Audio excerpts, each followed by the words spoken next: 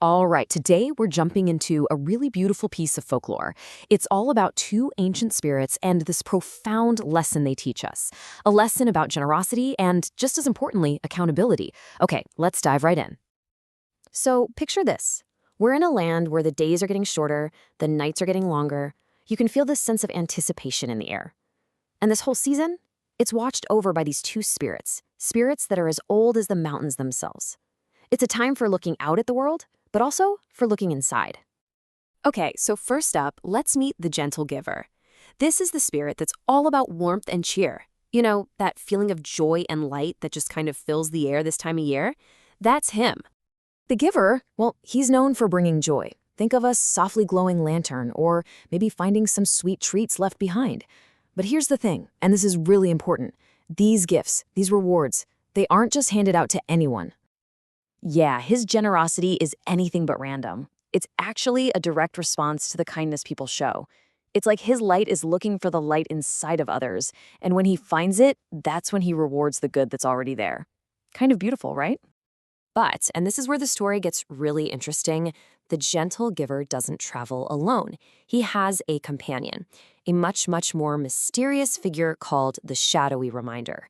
And this spirit, he's all about providing the balance to all that light.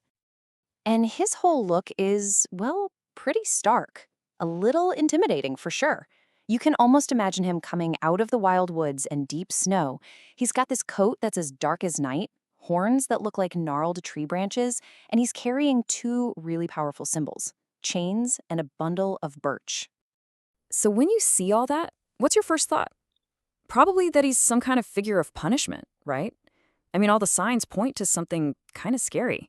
But that's not what he's about. Not at all. And this is where we get to his real purpose.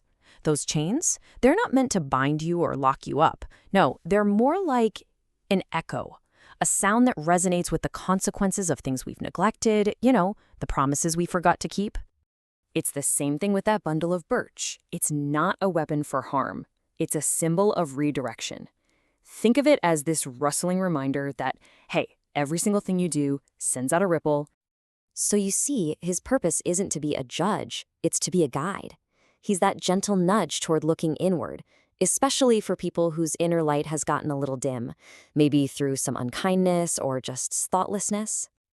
And all of this brings us right to the heart of the story.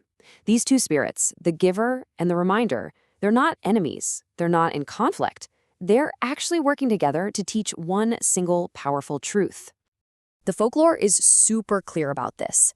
They're not opposing forces. They're two sides of the same truth. They travel the world together, painting this complete picture of what it means to live a really good, mindful life. And if you break it down, you can really see how perfectly their roles complement each other. On one side, you've got the giver's warmth and generosity. On the other, the reminder's chill and accountability. Kindness is balanced by self-awareness. The joy of giving is balanced by the need for introspection. It's this beautiful, profound symmetry.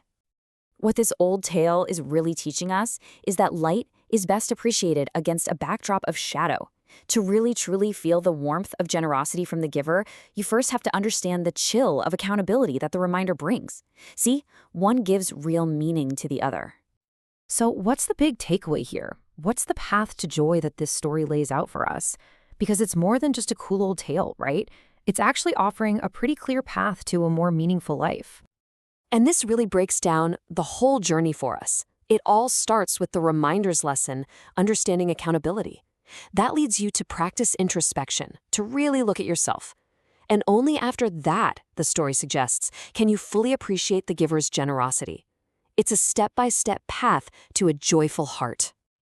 So this ancient tale leaves us with a pretty deep question, one that's just as relevant today.